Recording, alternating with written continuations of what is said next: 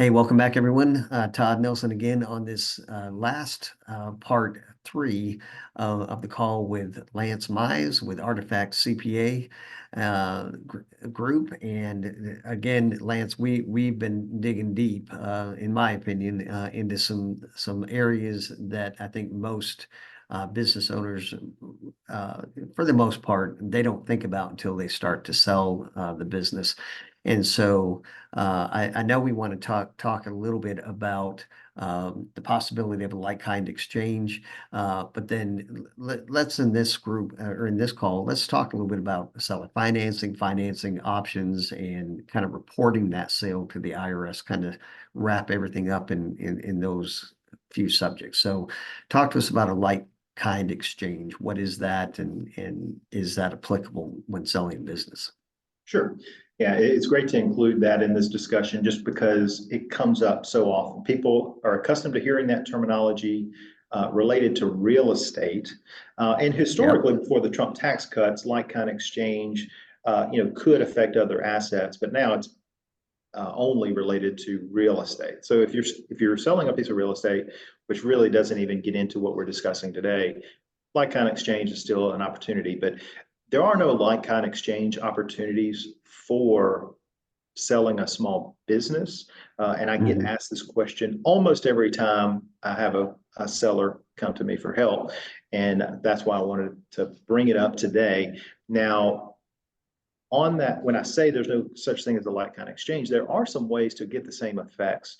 The primary way is if let's just say you're selling your company in Q1, but you already are planning to invest in a new company, like Mhm. start up another company in that same tax year. And let's say that new company has to buy a lot of trucks or a lot of machinery and equipment.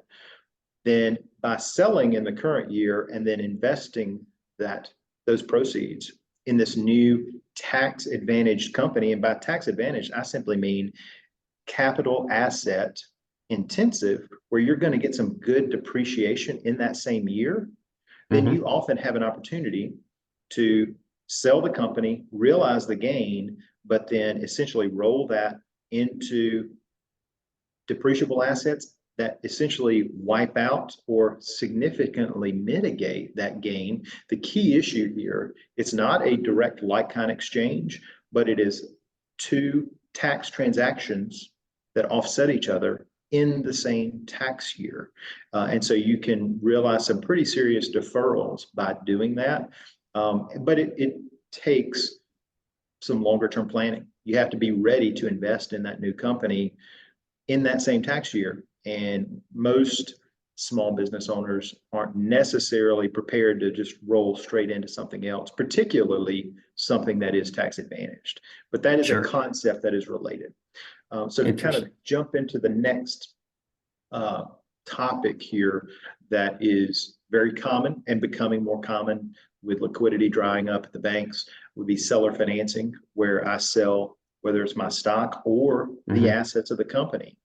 And the buyer can't come to the table with 100% uh, cash to pay for it. And so I am going to perhaps extend a line of credit for 2, 3, 5 years, whatever it is.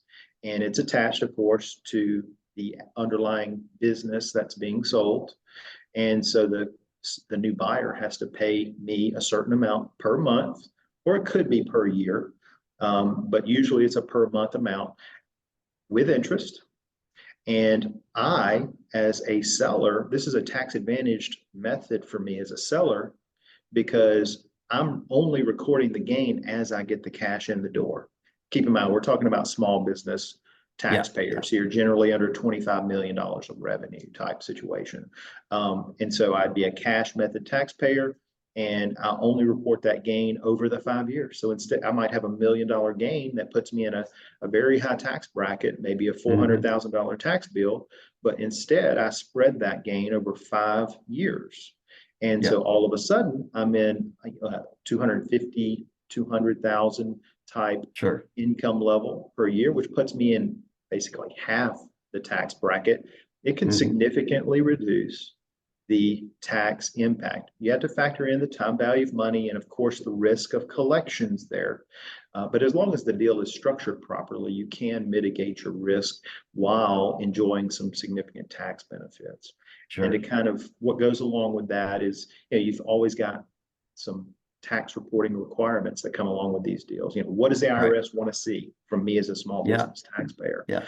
And so you have to report generally the asset deals on Form 8594, which is an asset acquisition statement on the next tax Okay. return, which basically tells the IRS, and so the buyer and the seller both have to file this form, and they have to agree. So the seller is telling the IRS, I sold this business for these amounts, and the buyer saying the same thing. They should reconcile, and it allows the IRS to kind of make sure everyone is properly reporting the gain and the investment on both sides. Generally, you have to report your gains on Form 4797 and Schedule B. Those are two normal forms that a lot of non-small business taxpayers, just an individual taxpayer may have to file those forms. But those are the three core forms that you have to use. There could be a couple of others depending on the technical nature of the transaction, but generally on every transaction, you're going to have these three.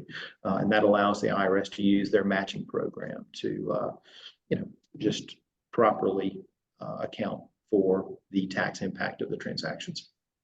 Sure.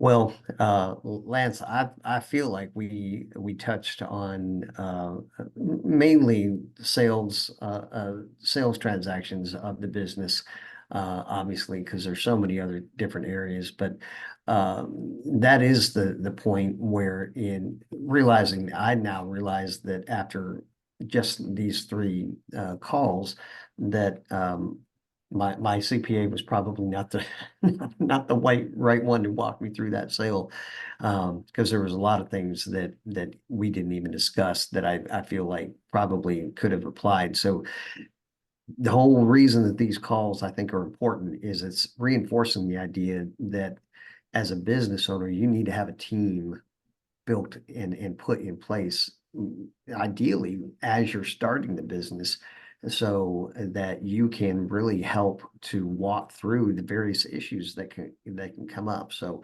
really appreciate you taking the time. We're going to put all your contact information in the show notes. I know as we're recording this is a busy time of year for you, but appreciate you taking time out of your day and out of this season of time, and really getting this information out, because it really is very valuable. Thank you so much. Thank you. I appreciate the opportunity. All right, Lance, have a great rest of your day. You as well.